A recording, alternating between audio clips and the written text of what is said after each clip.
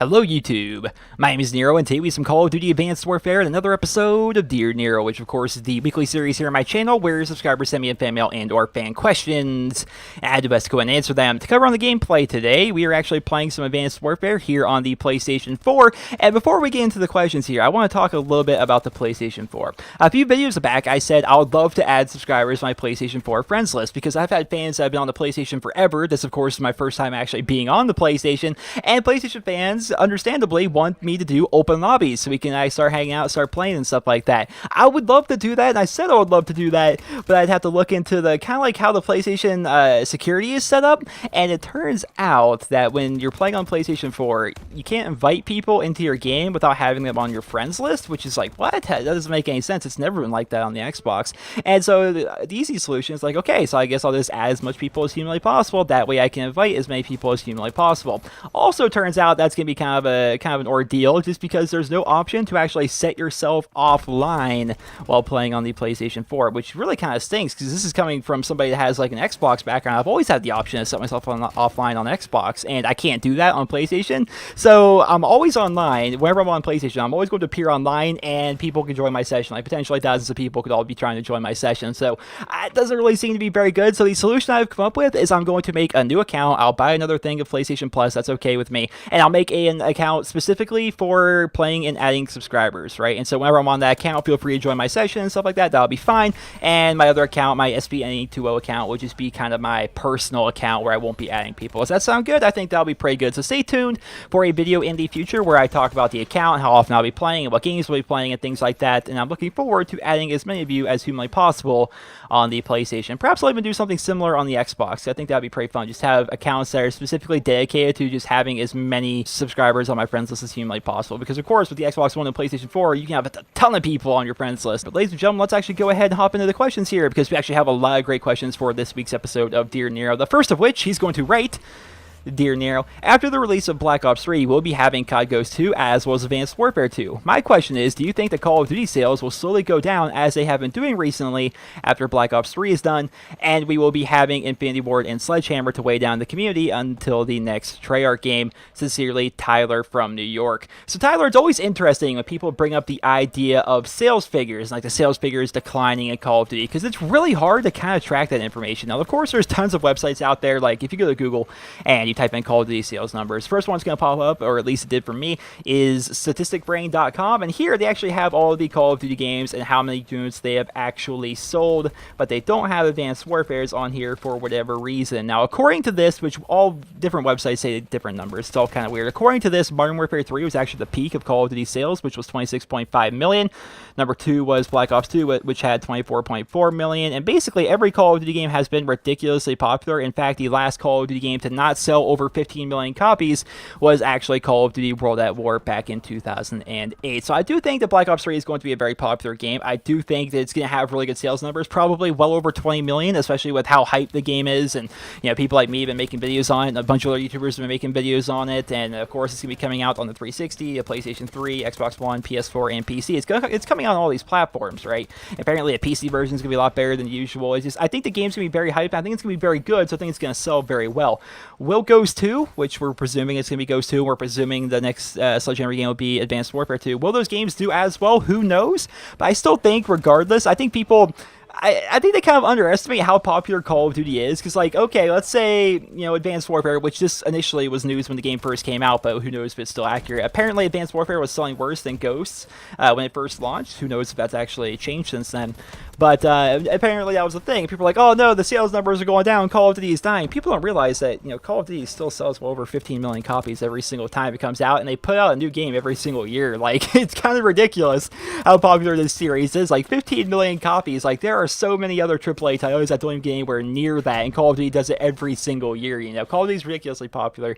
And yeah, so I don't think that Infinity Ward and Sledgehammer will be weighing down the community per se. Maybe they'll sell less than Treyarch games, because Treyarch games usually sell very, very well. Again, I'm going back to the Statistic Brain website, which I don't know how accurate this website is, but it says apparently Black Ops 1 sold 21 million copies, Black Ops 2 had 24 million copies, you know, World at War, which was way back in the day, only sold 11 million copies. But yeah, the last two Treyarch games copies, both well oversold 20 million. Last Modern Warfare 2, Modern Warfare 3, well over 20 million. Like these games are very popular, right? These games are very, very popular regardless, and I don't think they're necessarily going to be holding us back. It's just whether or not the community is actually going to like their game, because Call of Duty Ghost was not a very beloved game. And I know there's people out there, and I hate critiquing a game that way, saying, like, oh yeah, that game wasn't very good.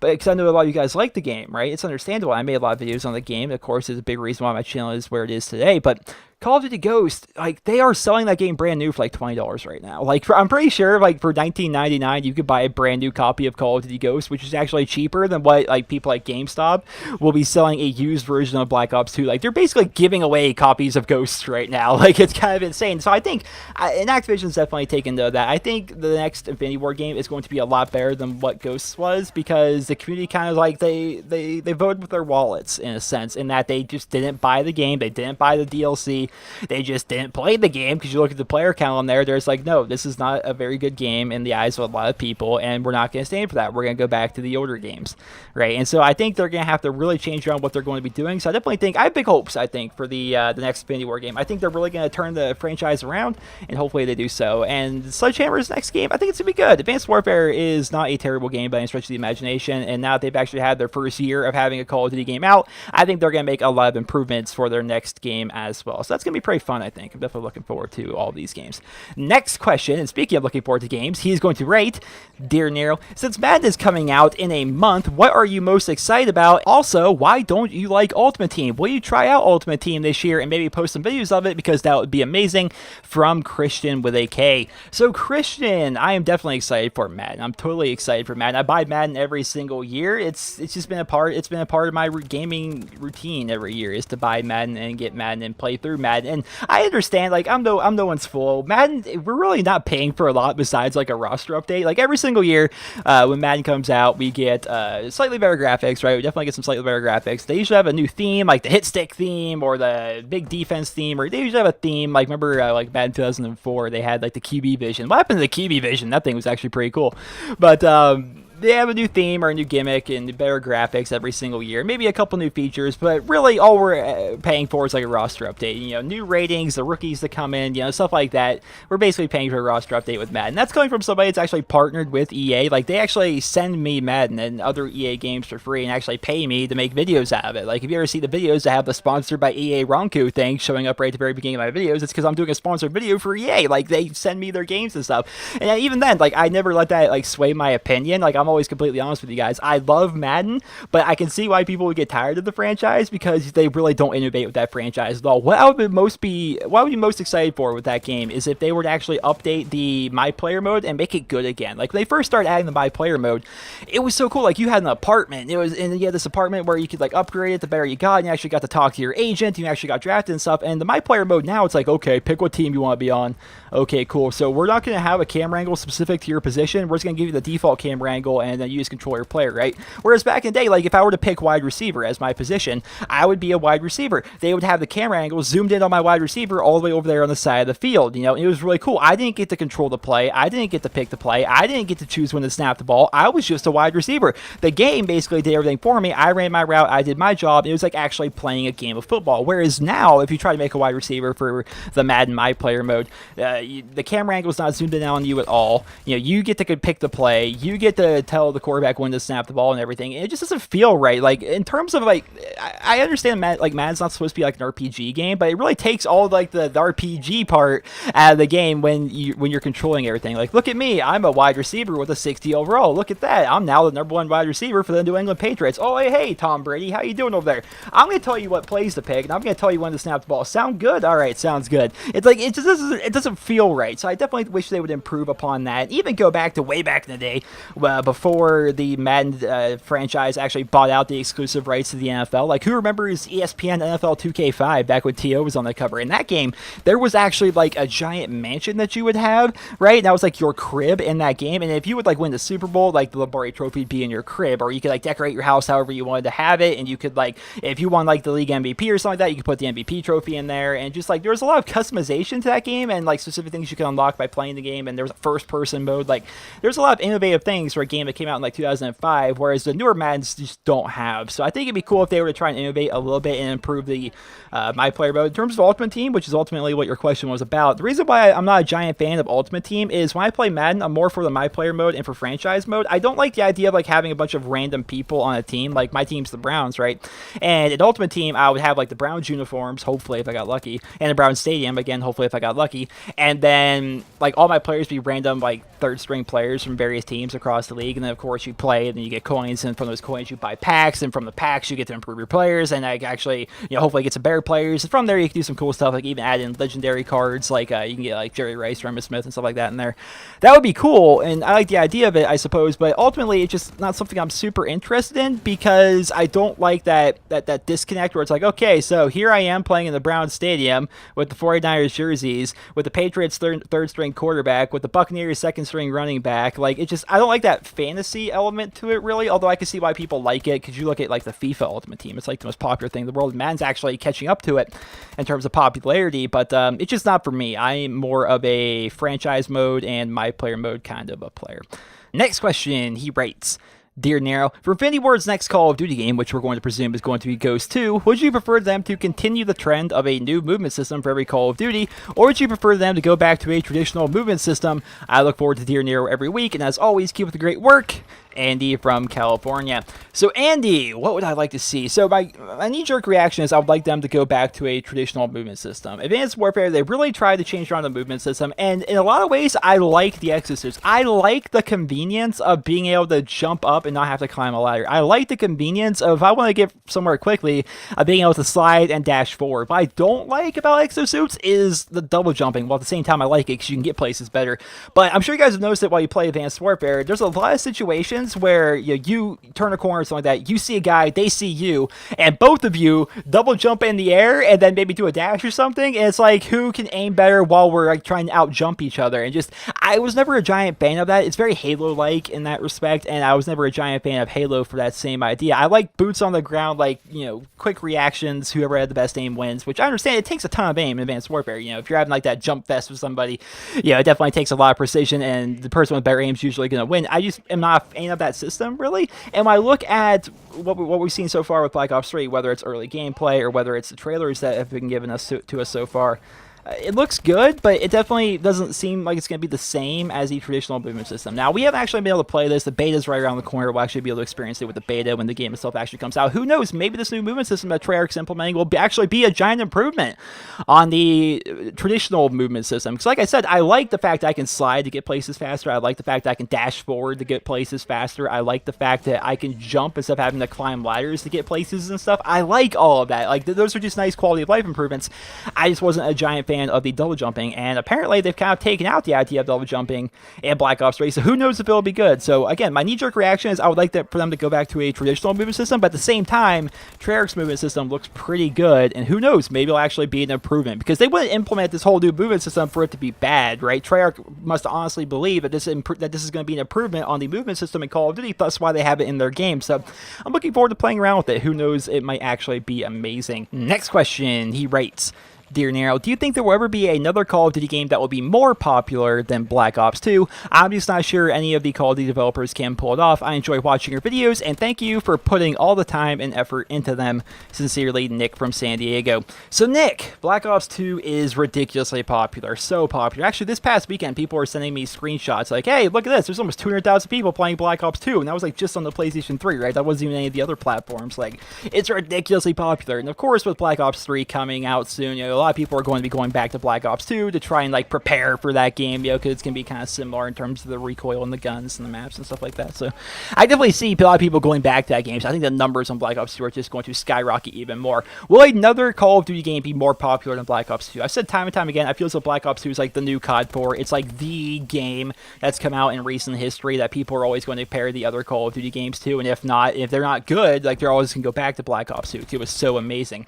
I think it's entirely possible for Black Ops Ops 3 to be the new Black Ops 2, and that it will be like the most ridiculous popular Call of Duty game to come out in quite some time. And if the next games that come out after Black Ops 3 aren't very good, a lot of people are probably going to go back to Black Ops 3, right? Because it's going to come out for a 360, it's going to come out for the PS3, it's going to come out for the Xbox One, the PlayStation 4, and the PC. Apparently, the PC version is going to be a lot better than previous years, which has definitely been a problem with Call of Duty, is its PC versions have always just been terrible. So who knows, maybe the PC version will actually be really good, and they'll actually have a lot more than like a couple thousand people playing it. That would be pretty nice. But I think it's entirely possible for that game to be just as popular as what Black Ops 2 was. But ultimately, all the hype aside, it's going to come down to whether or not the game is actually good. It's going to come down to that. I remember looking at the pre-footage and stuff like that for Call of Duty Ghost, and everything looked amazing. The trailers, early gameplay, all that looked amazing. But when Ghost actually came out, it was like, yeah, this is okay, but definitely not as cool as I thought it would be, right? Definitely not as cool as I thought it would be. And a lot of people stopped playing that game. They went back to Black Ops 2. It's entirely possible that could happen with Black Ops 3. There's going to be a lot of changes in Black Ops 3, which are going to be new to the Call of Duty series, and it's going to be a question of whether or not that stuff is going to stick, and whether or not people are actually going to like it. It's entirely possible, and I think it's definitely have a lot of hype going into it, but it's whether or not the game is actually going to be good. And if it is good, I think it's definitely possible that it would be the next big popular game like Black Ops 2 was, because it has so much hype. Like, I would say Black Ops 3 is the most hyped Call of Duty since like Modern Warfare 2, maybe. Like, it is really, really hype. People are excited for Advanced Warfare. People are excited for Ghost. We were excited for Modern Warfare 3 and stuff like that. But the biggest one in my memory, anyway, was like Modern Warfare 2, in terms of people are so excited for that game, And I definitely think that Black Ops 3 is like the new one of that. I think people are so excited for that. And so they're going to have so many people buying this game just off the hype train alone. And if the game is good, and it's going to have all those people that bought it, I can definitely see it being a super popular game. Next question, he's going to rate.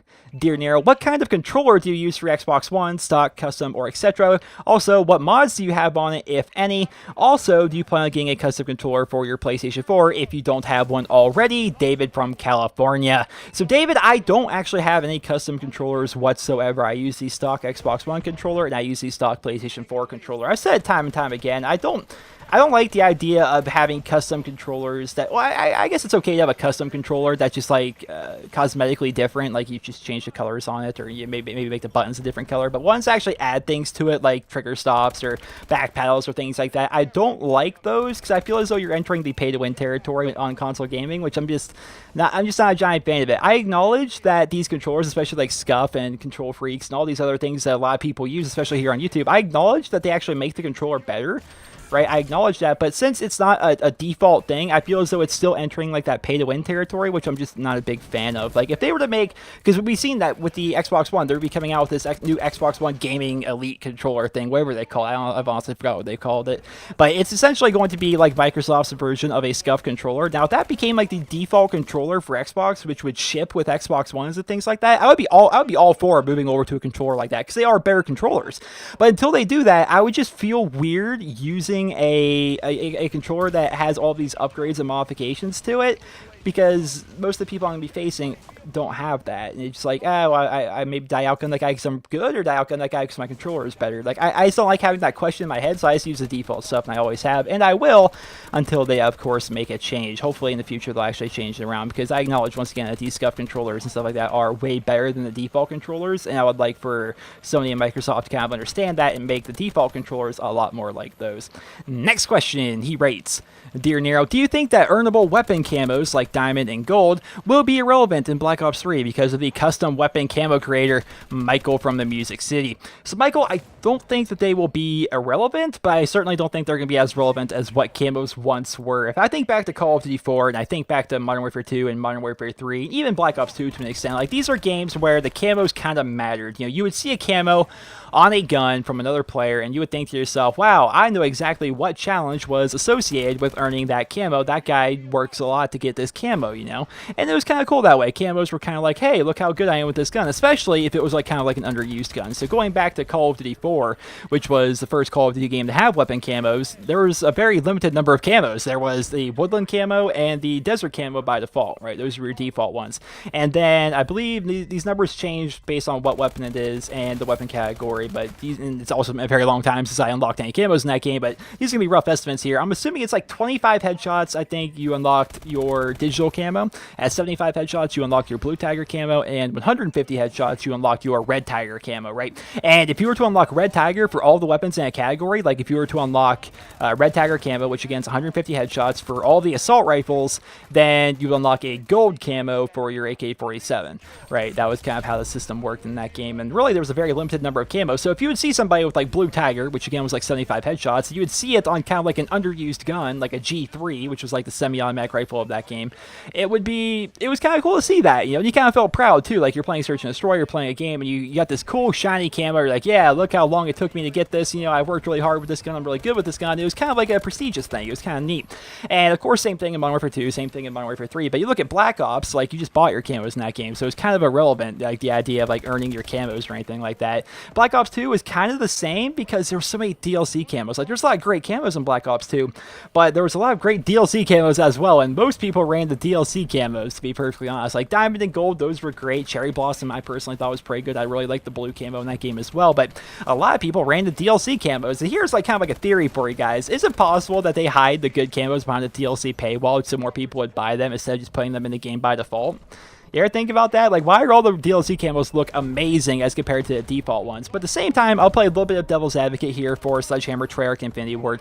I think a big reason why the DLC camos are so flashy and neat looking is because the default camos, they need to actually be camos. I think there's a small number of people out there in the world that when they buy Call of Duty, they're buying it because they want a war game, right? When they bought Ghost, they wanted to be a Ghost soldier. When they bought Black Ops, they wanted to be like a secret, like a Black Ops, like undercover soldier, you know, and they really get into like the RP value of Call of Duty when they play, and the idea of having like a flashy like rainbow camo or something just really is off-putting if that were in the game by default. So they put it behind like a $1.99 paywall, which isn't going to break your wallet. Let's be honest, it isn't going to break your wallet to get a camo like that. And if you want it, you can have it. If not, it's just not going to be in the game, and it's really that simple. So I think that's why they do it, but I definitely see, man, some of those camos are insane looking and really, really cool looking, but they're always like the DLC ones. Like, it's been a long time since you looked at a camo that was like a default camo, and you're like, yeah, I want that thing. That's my favorite one. So I just think it's something that they do, but I don't think that the camos in Black Ops 3 are going to be irrelevant, because one thing to remember, when you're able to make your own camo in that game, the default camos are going to be like the base for your custom camo, right? So by default, let's take an older camo. It's Blue Tiger, right? The camo, let's say I unlock Blue Tiger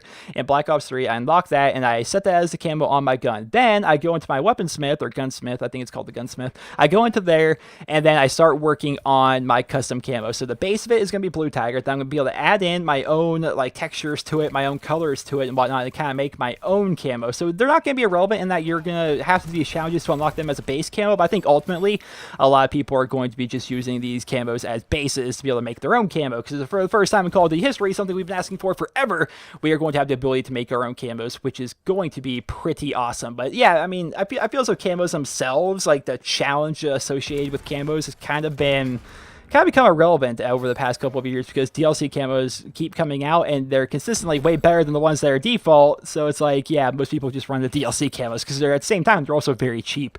So I think custom camos themselves they're definitely slipping into the realm of irrelevancy. But yeah, it's kind of sad to see it going that way. But at the same time, it's really not the worst thing in the world. Next question, he writes, Dear Nero, when I was younger, my dad and I saw a commercial for Call of Duty 4, and we looked at each other and thought it was ridiculous. I thought to myself, why would anybody play these kind of games? Nowadays, I love Call of Duty, and I was wondering, did you ever think that Call of Duty or other games were stupid, but ended up playing them anyway? Keep up the great work, Jeremy from Pennsylvania. So Jeremy, I can definitely relate. Not so much on the Call of Duty front, because I was always into war games. Like, I grew up playing like the Medal of Honor games on my PlayStation 2, or was it the PlayStation 1? Which one was it? It's all blurred to me. Which one? It was Medal of Honor, European Assault, and Medal of Honor, Rising Sun were the games that we would play. And it was just so much fun. So from the very first time I saw my cousin playing Call of Duty Online, he was playing Call of Duty 3 online on his Xbox 360. I'm like, I must have that. That is the coolest idea ever. I was so excited for it. And then I ended up getting an Xbox 360 for Christmas. And by that time, Call of Duty 4 had come out. So I got Call of Duty 4. And I've been playing Call of Duty ever since. Yeah, so I didn't really have that same thing with Call of Duty. But I can definitely definitely relate when you see a game, right? You're like, that game just looks silly. Why would anybody play that game? I would not like that game. Then you actually try it, and then you're like, this is the greatest thing ever. Like that, Minecraft was that way with me. I think Minecraft was that way for a lot of people. You look at the graphics and stuff of it by default, you're like, why would anybody be interested in this game that just looks silly? And then when you actually play it and you realize it's actually very, very, very deep, especially if you really want to get into things with redstone and we used to play. If those guys play Minecraft, I think you'll like these stories. We used to play Factions. It was actually on Wheaties Gamertag's Minecraft server, which he's still doing. I think it's wheatycraft.net. We used to play Factions a lot on there, and Factions is insane. So it's a custom game mode in Minecraft where you basically...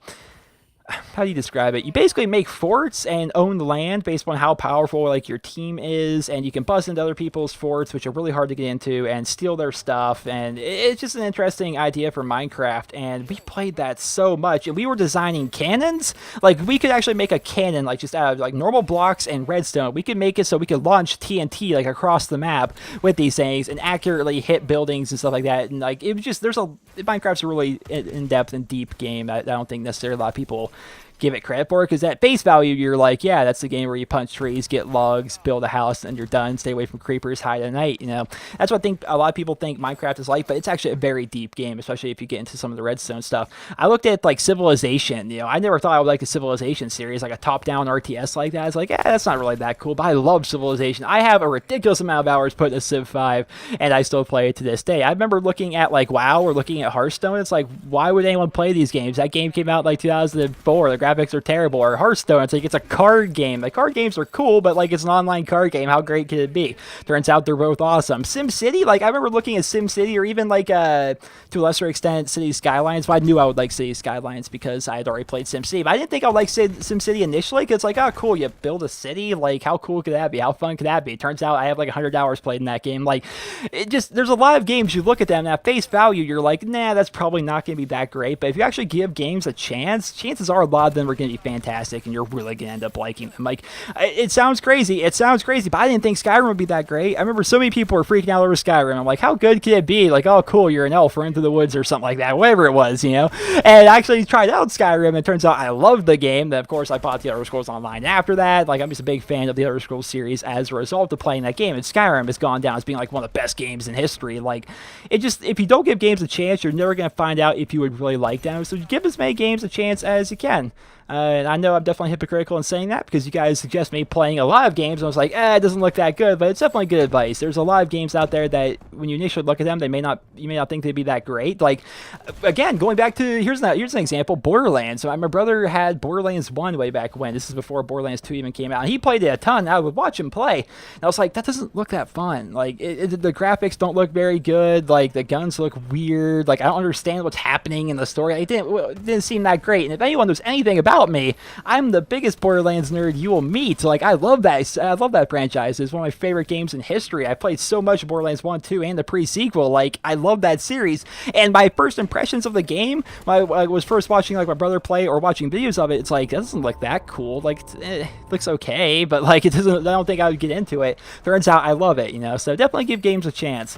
But I've gotten to the point where I'm playing so many games now that I don't want to give any other games a chance, because I already feel as though I don't have enough time to play the games I already want to play. So it's like, it's insane, guys. Gaming has gotten to a really good spot where there's so many good games out. Next question, he writes, Dear Nero, were you ever into competitive Call of Duty, such as League Play or Game Battles? Alex from New York. So Alex, I did play a bit of League Play back in Black Ops 2. It wasn't a ton, but I did play a bit of it there. But I used to play a lot of Game Battles, and this was usually for the older games like Call of Duty 4, World at War, Modern Warfare 2, Black Ops, and Modern Warfare 3, are really the games that I would play a lot of Game Battles in. So back when a lot of my friends were still playing Call of Duty, we would always make these Game Battles teams together. We would make so many of them, because we'd always end up getting like a terrible record, then we'd remake the team so we wouldn't have that terrible record, then we get a new terrible record, and then just keep doing that and repeating the process. But the best we ever did was actually back in World at War, because at the time, Game Battles had a World at War bullets only mode, which was really cool. So essentially it was your traditional Game Battles, like your standard Game Battles rules and standard Game Battles game modes and maps and stuff like that, right?